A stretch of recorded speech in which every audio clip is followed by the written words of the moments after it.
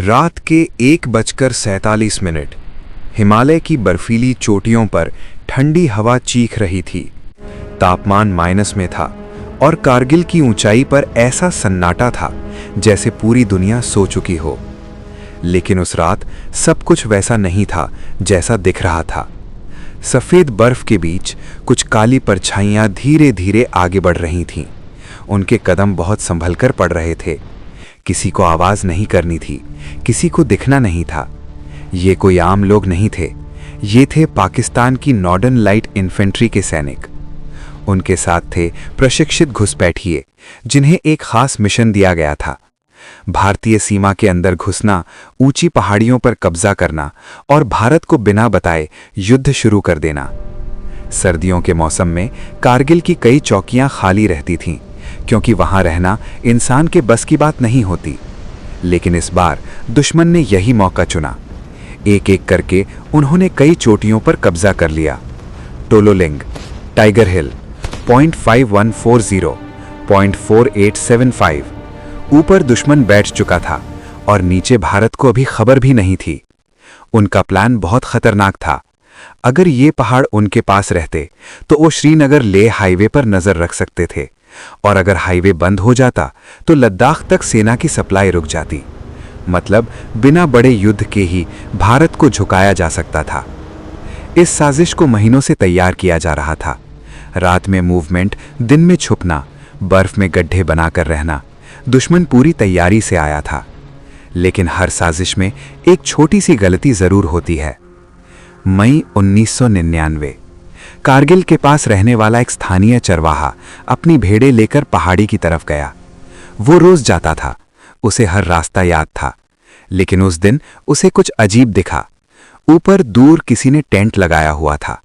पहले उसने सोचा शायद भारतीय सेना होगी, लेकिन फिर उसे आवाज सुनाई दी। वो हिंदी नहीं थी, वो उर्दू थी। चरवाहा डर गया।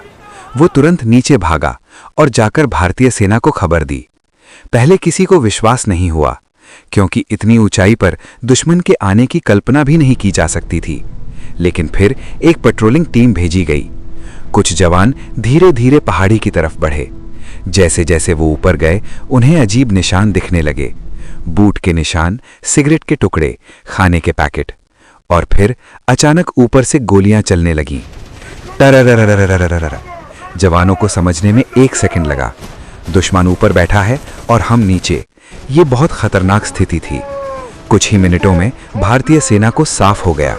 ये कोई छोटी घुसपैठ नहीं है, ये एक प्लान किया हुआ कब्जा है। और अगर अभी कुछ नहीं किया गया तो कारगिल हाथ से जा सकता है। दिल्ली में खबर पहुंची।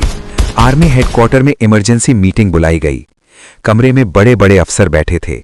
टेबल पर कारगिल का नक्शा फैला हुआ था। हर पोस्ट पर लाल निशान लग चुका था। कमरे में सन्नाटा था। फिर एक आवाज आई, अगर हमने अभी जवाब नहीं दिया तो दुश्मन और ऊपर तक आ जाएगा। कुछ सेकंड की खामोशी और फिर फैसला लिया गया, भारत युद्ध करेगा। ऑपरेशन शुरू होगा। नाम रखा गया ऑपरेशन विजय। लेकिन किसी को अंदाजा नहीं था कि ये युद्ध इतना कठिन होगा, इतना खतरनाक होगा कि दुनिया इसे सबसे मुश्किल पहाड़ी युद्धों में गिनेगी। ऊंचाई, बर्फ, ऑक्सीजन की कमी और ऊपर बैठा दुश्मन। फिर भी आदेश साफ था, हर पहाड़ी वापस लेनी है, हर हाल में। और अब भारतीय सेना चल चुकी थी मौत की तरफ, लेकिन हार मानने के लिए नहीं, इतिहास लिखने के लिए। सुबह होने से पहले ही कारगिल की घाटियों में हलचल शुरू हो चुकी थी। भारतीय सेना के ट्रक एक के बाद एक संकरी पहाड़ी सड़कों से ऊपर की तरफ बढ़ रहे थे। हर ट्रक में जवान थे, हथियार थे, गोला बारूद था और हर चेहरे पर एक ही सवाल था, ऊपर आखिर बैठा कौन है और कितने लोग हैं। अब तक ये साफ हो चुका था, ये कोई छोटी घुसपैठ नहीं थी। दुश्मन ने कई किलोमीटर अंदर तक पहाड़ियों पर कब्जा कर लिया था। सबसे बड़ी समस्या ये थी, दुश्मन ऊपर था और भारतीय सेना नीचे। युद्ध का सबसे खतरनाक नियम यही होता है, जो ऊपर होता है उसे हराना सबसे मुश्किल होता है। दिल्ली में लगातार मीटिंग चल रही थी। आर्मी चीफ, एयरफोर्स अधिकारी, डिफेंस मिनिस्ट्री, सब एक ही नक्शे को देख रहे थे। कारगिल, द्रास, बटालिक, टोलोलिंग, टाइगर हिल, हर जगह लाल निशान। इसका मतलब था दुश्मन पूरी तैयारी से आया है। फैसला लिया गया, अब सिर्फ सेना नहीं, पूरा भारत लड़ेगा। ऑपरेशन विजय आधिकारिक रूप से शुरू हो चुका था। पहला आदेश था, पहाड़ियों की असली स्थिति पता करो। इसके लिए पेट्रोलिंग टीम भेजी गई। कुछ जवान रात के अंधेरे में धीरे धीरे चढ़ाई करने लगे। ऊंचाई 15,000 फीट, सांस लेना मुश्किल, कदम भारी। हर कदम के साथ ऐसा लगता जैसे छाती फट जाएगी, लेकिन जवान रुक नहीं सकते थे। अचानक ऊपर से रोशनी चमकी और अगले ही सेकंड धड़ धड़ धड़ धड़ मशीन गन चलने लगी। गोलियां बर्फ को चीरती हुई नीचे गिरने लगी। जवान तुरंत पत्थरों के पीछे छिप गए। अब साफ था, ऊपर बैठे लोग साधारण घुसपैठिए नहीं थे, वे ट्रेनिंग लेकर आए थे। उनके पास भारी हथियार थे और वो पक्के बंकर बनाकर बैठे थे। ये खबर जैसे ही नीचे पहुंची, कमांड पोस्ट में सन्नाटा छा गया। एक अफसर ने धीरे से कहा, सर, ये लोग जाने वाले नहीं हैं। दूसरे ने जवाब दिया, तो फिर हमें चढ़कर ही निकालना पड़ेगा। और यहीं से शुरू हुआ कारगिल युद्ध का असली चरण। भारतीय तोपखाना तैनात किया गया। बड़ी बड़ी बोफोर्स तोपें पहाड़ियों की तरफ घुमाई गईं। पहला गोला भागने से पहले पूरी घाटी में सन्नाटा था। फिर आदेश आया, फायर। धम्मम, इतनी तेज आवाज कि पहाड़ तक कांप उठे। गोला सीधा पहाड़ी के ऊपर गिरा। धुआं, बर्फ, पत्थर सब हवा में उड़ गया। एक के बाद एक तोपें चलने लगी, लेकिन दुश्मन अभी भी वहीं था, क्योंकि वो ऊपर था और बहुत मजबूत जगह पर था। अब फैसला लिया गया, सिर्फ तोपों से काम नहीं चलेगा, एयरफोर्स को बुलाना पड़ेगा। यह फैसला आसान नहीं था, क्योंकि इतनी ऊंचाई पर फाइटर जेट उड़ाना बहुत खतरनाक होता है। लेकिन अब कोई और रास्ता नहीं था। 26 मई 1999 भारतीय वायुसेना को आदेश मिला, ऑपरेशन शुरू करो। नाम दिया गया ऑपरेशन सफेद सागर। एयरबेस पर अलार्म बज उठा। पायलट दौड़ते हुए अपने जेट की तरफ बढ़े। मिग-21, मिग-27, मिराज 2000 एक एक करके रनवे पर आ गए। इंजन गरजने लगे। आवाज इतनी तेज कि जमीन कांप रही थी। कमांड आया, टेक ऑफ। एक के बाद एक फाइटर जेट आसमान में उड़ गए। नीचे पहाड़, ऊपर बादल और बीच में युद्ध शुरू होने वाला था। पहला टारगेट था दुश्मन के बंकर। पायलट ने निशाना लगाया और बटन दबाया। बॉम्ब नीचे गिरा। कुछ सेकंड की खामोशी, फिर धड़ाम, पूरा पहाड़ हिल गया। अब कारगिल में सिर्फ गोलीबारी नहीं, हवाई हमला भी शुरू हो चुका था, लेकिन दुश्मन भी तैयार था। अचानक नीचे से मिसाइल चली, सीधा भारतीय जेट की तरफ। पायलट ने मोड़ लिया। जेट झटका खाकर ऊपर गया। मिसाइल पास से निकल गई। रेडियो पर आवाज आई, enemy has missiles, repeat, enemy has missiles. अब युद्ध और खतरनाक हो चुका था।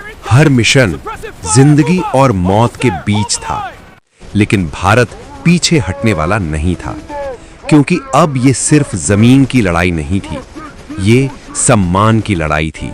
और अब अगला आदेश था, पैदल सेना चढ़ाई करेगी, सीधे ऊपर दुश्मन के सामने।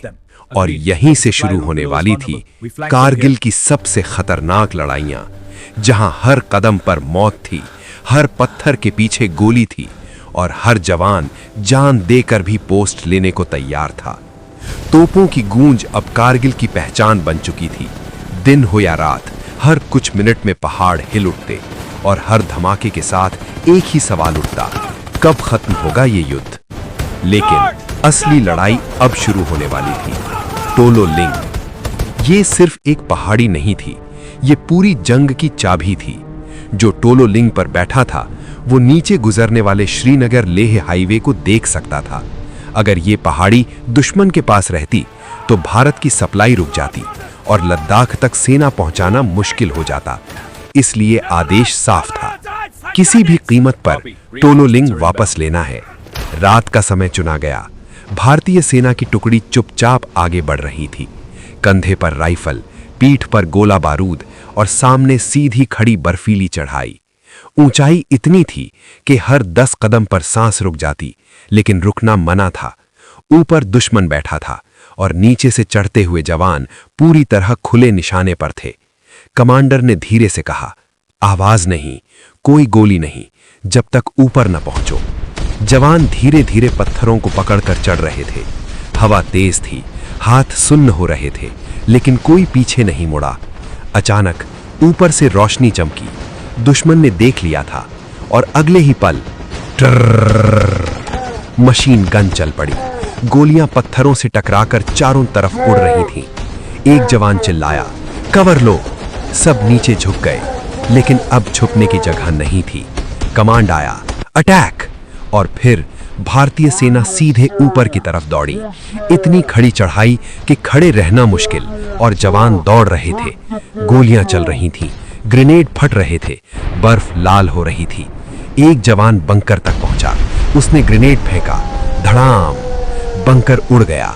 लेकिन उसी समय दूसरी तरफ से गोली आई। वो गिर पड़ा। उसके पीछे वाला जवान रुका नहीं, वो आगे बढ़ा और दुश्मन पर टूट पड़ा। अब लड़ाई बहुत करीब से हो रही थी। राइफल, चाकू, हाथापाई, हर कोई बस एक ही चीज सोच रहा था, पोस्ट लेनी है किसी भी हालत में। नीचे कमांड पोस्ट में बैठे अफसर रेडियो सुन रहे थे। आवाजें आ रही थीं, गोली चल रही है, हम ऊपर पहुंच रहे हैं, हमें सपोर्ट चाहिए। तुरंत आदेश दिया गया, तोपें तैयार करो। बोफोर्स फिर गरजी, धम! गोला दुश्मन की तरफ गिरा, धुआं फैल गया। इसी मौके का फायदा उठाकर भारतीय जवान आगे बढ़े, एक एक पत्थर पकड़कर एक एक कदम चढ़ते हुए।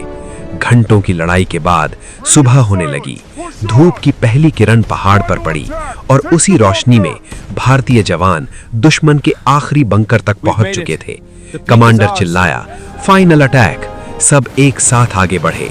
गोलियां, धमाके, चिल्लाहट और फिर कुछ सेकंड की खामोशी। रेडियो पर आवाज आई, सर, टोलोलिंग हमारे कब्जे में है। नीचे कमांड पोस्ट में बैठे अफसर खड़े हो गए। किसी ने कुछ नहीं कहा, बस सब ने एक दूसरे को देखा।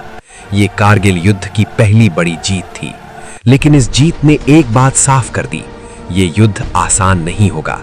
हर पहाड़ी ऐसे ही लेनी पड़ेगी। और अब अगला लक्ष्य था टाइगर हिल, सबसे ऊंची, सबसे खतरनाक, सबसे मुश्किल पोस्ट, जहां तक पहुंचने के लिए जवानों को मौत के मुंह में जाना था। और यहीं से शुरू होने वाली थी कारगिल की सबसे फिल्मी, सबसे खतरनाक, सबसे यादगार लड़ाई, जहां फाइटर जेट, तोपें और आमने सामने की जंग सब एक साथ होने वाली थी।